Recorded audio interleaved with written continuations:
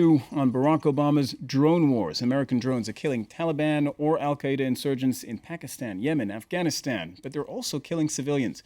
Human rights groups Amnesty International and Human Rights Watch have sounded the alarm bell today. The domino effect? Pakistani Prime Minister Nawaz Sharif is demanding that the drone strikes in Pakistan stop immediately.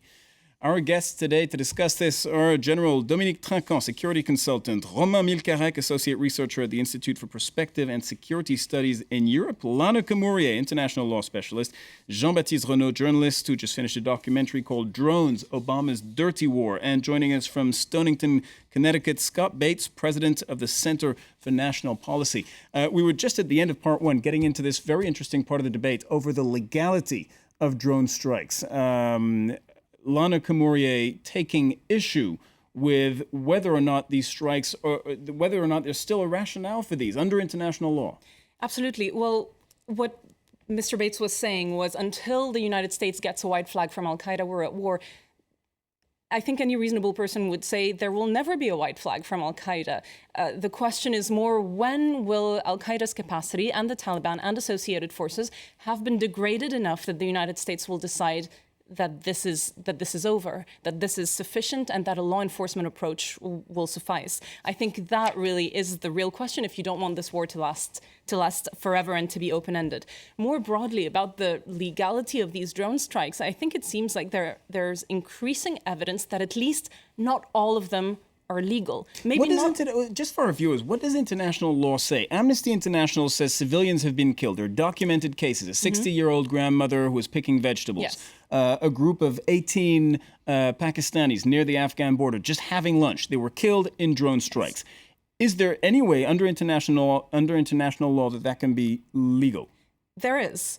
It can be legal in time of war if the target of the strike is lawful, just as if you're targeting a military target with an F-16 in the middle of the war, it's lawful under international law. But the attack has to be to conform with the principles of necessity and crucially of proportionality. So that grandmother, for instance, picking the vegetables would have needed to be either a target or near a high-value target. There needs to be a high-value target that is a lawful target under international law. So someone who's a military target or a civilian who's directly participating in hostilities. And then, if the target is high-value, some level under international law of collateral damage, that is of civilian casualties, is acceptable within the principle of proportionality. That is, if So let's just get back to this grandmother. Yes. She's clearly not a high-value target.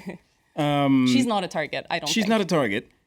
It is, however, legal to carry out a drone strike that kills her if she dies in a strike that was actually targeting someone else nearby. It is lawful under certain circumstances. If you're at war, if the target is a high-value military target, and if the total of civilian casualties conforms to the principle of proportionality. If you've got a couple of civilian deaths for a high-value target in time of war, that is acceptable. If you've got 300, it is not. Yes, may I say that in the war, fight... You mean the public relations war? Yeah, exactly. I mean, you will always find a grandmother somewhere. Mm-hmm. And it's a perfect example to make it seem exactly. absurd. I mean, you're killing people. The first to react and to show a picture of a child, a grandmother, will win. If you put a picture where you see 30 people with weapons... But which is why we want to bring the information to our viewers this evening, and I think it's very interesting, and it's not necessarily intuitive, that it can be legal to kill civilians, provided it's a small number of civilians. There's clearly a gray area here. War isn't clean, and public international law doesn't pretend to view war as a black and white. It is war. But in times of war, it can be legal. Not all of them, in this case, in the United States fight against Al-Qaeda and the Taliban and associated forces, not all of these strikes are legal. The numbers of civilian casualties seem to be important enough that they're raising alarm bells. I think that the Amnesty's report is very clear about that. When you read the full report, it is not just the story of this grandmother. They also explain that if you believe one of the Pakistani sources, a Taliban fighter has been located just in that area, and he should have been the target. I think that what Amnesty and Human Rights Watch are asking for is not to stop drone attack, but to have information. They don't say that war crimes have been committed. They say that war crimes might have been committed, and the that's lack of very information important. is a crucial point, and it's indeed what they're asking for, and it's necessary. I'd like to show our viewers how this debate echoes in Pakistan. Jean-Baptiste Renaud has been doing an amazing piece of work, and you went to Pakistan. Let's watch an excerpt, exclusive footage from your documentary. It hasn't aired yet on French TV, and we've been airing footage while you all were talking. This is how a Pakistani family reacts to President Barack Obama giving his justification for drone strikes. Nous montrons au père l'homme qui, à 12 000 kilomètres de là, dirige le programme de drones. The drones have not caused a huge number of civilian casualties. For the most part, they have been Regardez, c'est lui qui vous a tiré dessus. For the most part, they have been very precise, precision strikes against Al-Qaeda and their affiliates. Il voit cette vidéo pour la première fois. Moi, j'invite Obama, le président des États-Unis, à venir voir notre maison, qu'il regarde, qu'il fasse son enquête. S'il y a des talibans ou des membres d'Al-Qaïda avec nous, qu'il brûle chaque membre de notre famille. Et s'il n'y en a pas, alors qu'il arrête ses persécutions. Parce que ce n'est pas une bonne chose de faire couler le sang des innocents, des enfants et des femmes. Non, ce n'est pas une bonne chose. A very important piece of the puzzle, that documentary by Jean-Baptiste Renaud and one of your colleagues, you're the co-author. Clearly, this is the crux of the debate. We have Pakistanis here saying, we have nothing to do with Taliban insurgents, and yet we're being targeted. This is actually the son of the grandmother we were just talking about, because... Excuse me, the grandmother who is documented in the Amnesty International report, the 68-year-old who was picking vegetables when she was killed by a drone strike? Yeah. That's her son? Yeah, exactly. And her grandchildren also, the young kids. This has been one of the most famous cases of civilian casualties, but it's because it's one of the most documented one. In Pakistan, in tribal areas, we have few information, and those who investigate have few information. In this case, the case with where that grandmother who was picking vegetables have been killed, we have a sufficient amount of information, at least to understand that her and her grandchildren that have been injured as well in the strike, they were civilians. I mean. Right. As a journalist who's been on the field and investigated this particular case, you can guarantee that they have nothing to do with insurgents. They're civilians. They're civilians. And perhaps that's the point. The point is not don't use the weapon, but control the weapon and how to use the weapons. We are talking about weapons which are flying 1,000 kilometers from the people who is piloting the drone. And then we've got a problem. I interview US officer who are doing that in Miami.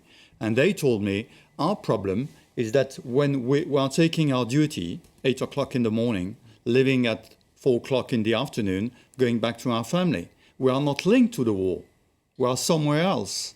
And so we've got our checklist. You're talking about the people who pilot the drones remotely. They're in a US base somewhere. Well, not US, Middle East, but anyway. Somewhere around the world that is not the battle zone. Exactly. And so their perception of the war is completely different. And you've got to, I think the armies are working on that, educating the people not to be disconnected from the war, because then you are in a virtual war. You are looking like a screen TV and all the kids are doing things. So you've got to control the system, and to control the system, you've got to be very careful. But anyway, you will never stop having civilian kill at war. But General, I understand the point that there's a disconnect if you're not on the battleground, if you're in some cockpit halfway around the world.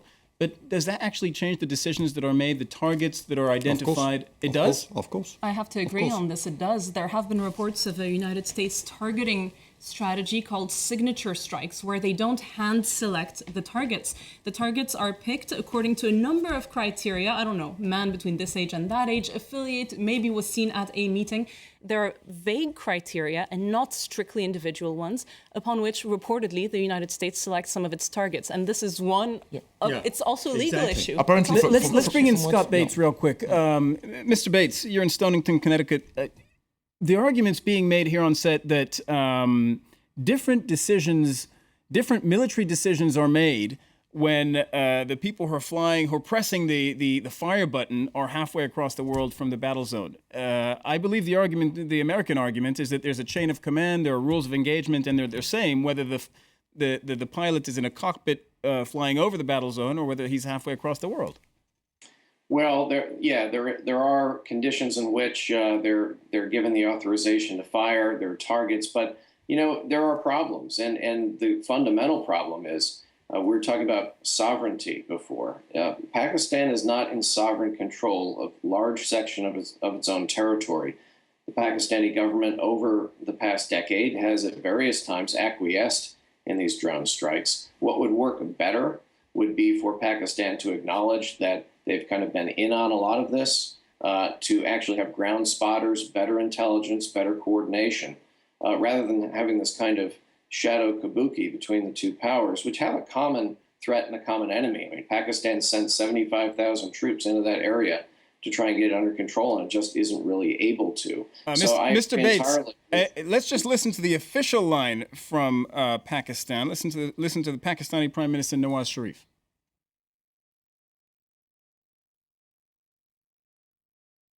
All right, that we'll bring that to you in a few moments. But essentially, what he says is that this is a violation, and he's repeated this on several occasions, that the U.S. drone strikes in Waziristan are a violation of Pakistani sovereignty. So let's go back to Mr. Bates. You're essentially telling us that this is for political consumption with Pakistanis, but that actually... Well, sovereignty is a core issue of Pakistani identity, so I don't take that lightly. The U.S. government doesn't either, but at a certain point, if you're not exercising control over your own territory, the claims to respecting sovereignty are difficult to, just say, okay, then we're not going to, protect our own interests. It would be much better if we actually had very close cooperation on the ground spotting and targeting, better intelligence collection, along with the Pakistanis. But it's a kind of humiliation, I think, for the Pakistanis to admit that they're not really in control of their own territory.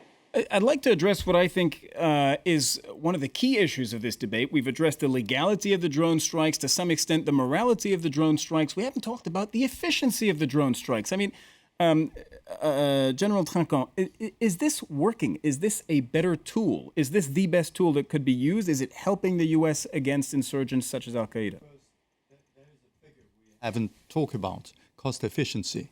A drone flying is 7 times less expensive than an aircraft. A drone is less expensive than an aircraft? Yes, 7 times less expensive. Flying. I'm not talking about buying a drone. I'm talking about the use of the drone. Okay. So cheaper it's very to wage war. Cheaper. More efficient. I was saying that, yes, the weapon system is probably more efficient because it's slower. So it's easier to fire and to target precisely the target. The problem is the control. We're talking about rules of engagement. I've got the testimony of a US officer who was saying that he was flying a drone and he saw a truck, and the truck was stopping very often. And so in the checklist, it was an enemy. And by chance, he was waiting. And by chance, a patrol on the ground was there. And so they check. He say, please check. They check. And it was a merchant selling things in all the villages. And so the problem is really the control. When you've got automatic control, random, a truck random on the road, it is an enemy. No, you need to check. So this is the problem. Controlling the weapon system, which is more efficient than an aircraft because it flies very, very slowly and a long time. So you're saying this new technology paves the way for a new kind of mistake that could be made in identifying, targeting the right kind of weapons. My question is a broader one. about whether or not the U.S. are right to rely so heavily on drone strikes, whether it has served them well in the fight against Taliban and Al-Qaeda insurgents over the last 6-7 years. What we know for a fact is that the drones and the civilian casualties caused by the drones have been a major recruiting tool for Al-Qaeda in those countries. In Yemen, for example, in the excerpt of your documentary. This is a major recruiting tool, like Guantanamo used You're to saying be. it's counterproductive in that respect. We have a figure, and we have to take it very cautiously. But before the massive use of drone in Yemen, before 2011, the figures were that not more than 200 to 400 Al-Qaeda members were in Yemen. Today, just after the major campaign of drone strikes, there are almost 2,000 Al-Qaeda members. Is it linked to the drone strikes and the civilian casualties? For a huge part, yes, it is. So the number of Al-Qaeda fighters has actually increased. In Yemen, yes. Mr. Bates, what's the assessment in Washington with the benefit of hindsight of several years of intensive use of drones? Do you consider that it's an effective weapon and that it's working or not? Yeah, I mean, nothing is without cost, but on the whole, Al-Qaeda has been degraded significantly. Its top leadership, we've been able to knock out time after time and kept them off balance enough that they have not been able to launch major actions, certainly against the United States, and in recent years, not against European targets either. So, the proof is so far that Al-Qaeda's capabilities are severely degraded. There are costs to using drones, there's no doubt about that. And this is a conflict the U.S. didn't seek and I think doesn't really want to have to take on because it does have, as our guests are pointing out, some PR problems with that globally. But in lieu of other actions, boots on the ground or aerial bombardments to go after those who would seek to harm us, this is an effective tool to date. But it's one that I think rules and norms have to be developed on internationally, and the targeting sequence does have to be tightened up. And what about this specific argument that Jean-Baptiste was making, that it actually could be a sort of recruitment tool for Al-Qaeda? Well, Al-Qaeda does its recruitment regardless. They're involved in a conflict. I don't doubt that is used, but look, if not this, then what is I think something important to ask. War is horrible and difficult, and that's unfortunately what we are involved in because of Al-Qaeda. So I'm all open to other ideas of how to prosecute this war.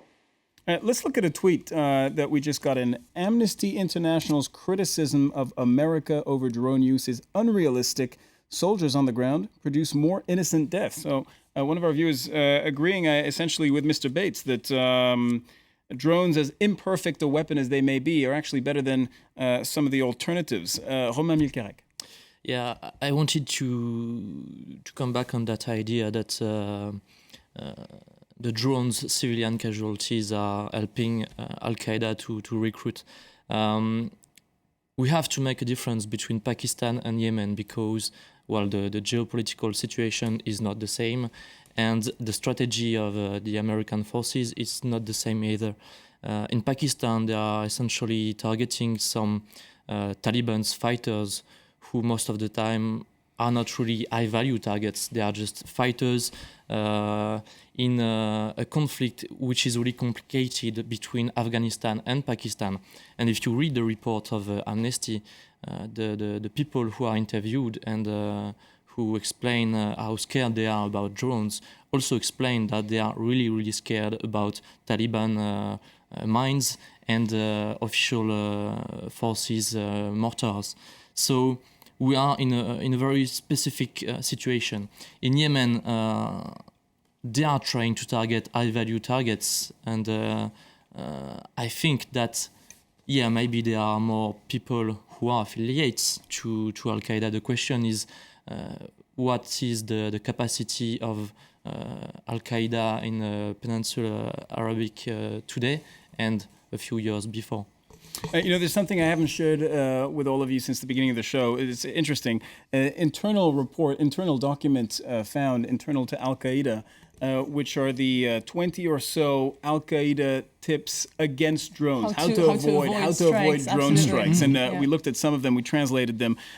Tip number 18, hold fake meetings using dolls and statues to fool the enemy in the hope that drone strikes will target those instead of the real meetings. Tip number 19, immediately get out of a vehicle if it's followed by a drone, leave in different directions. So, I don't know how effective that's been in protecting high-ranking Al-Qaeda members, but it does show that they are taking this seriously. I think, to me, it's a question of short-term versus long-term. In the short term, Al-Qaeda, as Mr. Bates said, I think, and as numerous American officials have said, has been degraded. The top levels of leadership have been decimated. I think being number 2 of Al-Qaeda is the most mortal position there is. One after the other, the number 2s get killed. But then you have to think of the long term as well. And as we saw in the excerpt of the documentary you made, you have long-term effects of building deep animosity against the United States. Another important long-term effect we have to think about as well is undermining the international regime for the use of force. It's the prohibition of the use of force is a cornerstone of international law. It took a century to build, more centuries, let's say. Well, we Lanah can't undermine KAMMOURIEH, it now. You got the final word. I'm sorry, General. Lanah KAMMOURIEH got the final word. Thank you very much to all of you for taking part in the debate. Thought-provoking issues were raised. Remember, you can watch the debate on our website, again, france24.com. I'd like to thank Scott Bates for joining us from Connecticut, General Dominique TRINQUAND, Lanah KAMMOURIEH, Romain MIELCAREK, Jean-Baptiste RENAUD. Do stay tuned for his report. It's on French TV, Canal Plus right now, but he's looking to get it aired internationally. Very interesting part of this conversation. Thank you all for joining the France 24 debate. And let me now turn to James Creedon.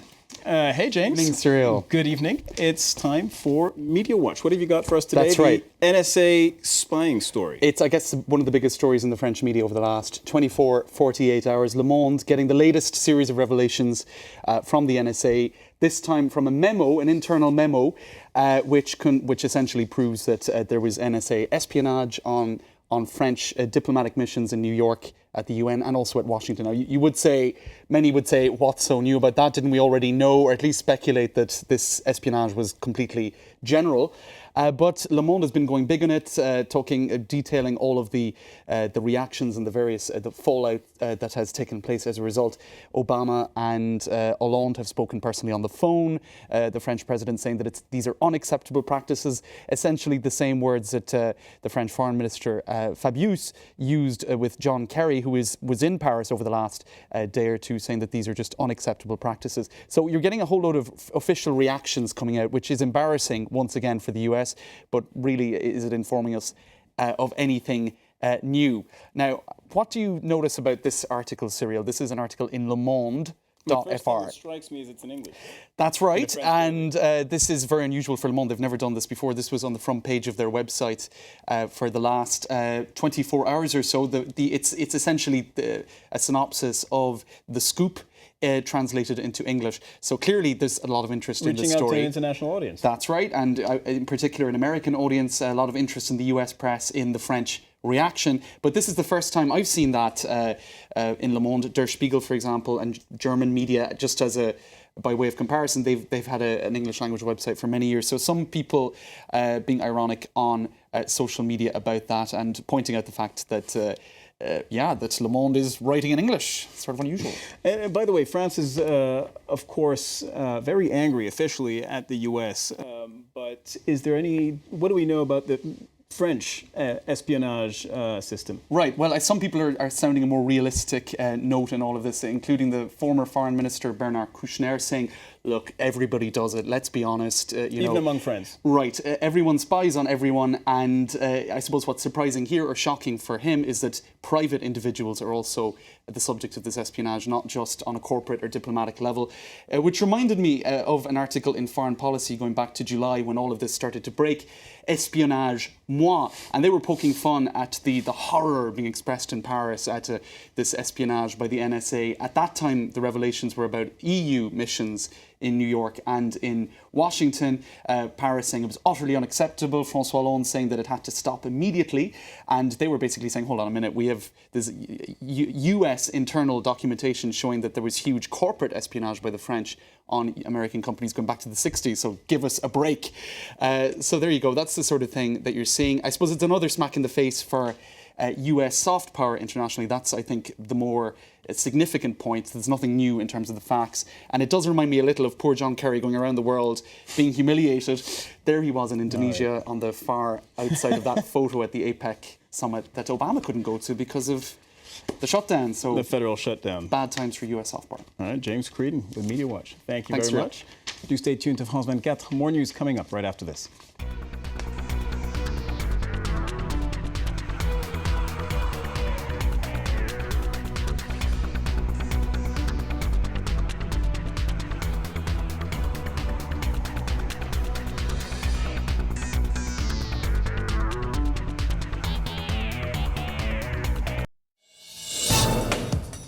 Welcome to Athens. After 6 years of recession and the biggest rescue program in history, Greece remains the epicenter of the Eurozone crisis. The country is teetering on the edge, but the government says there is light at the end of the tunnel.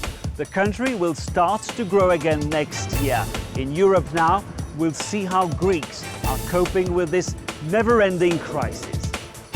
Don't miss Europe Now on France 24 and France24.com.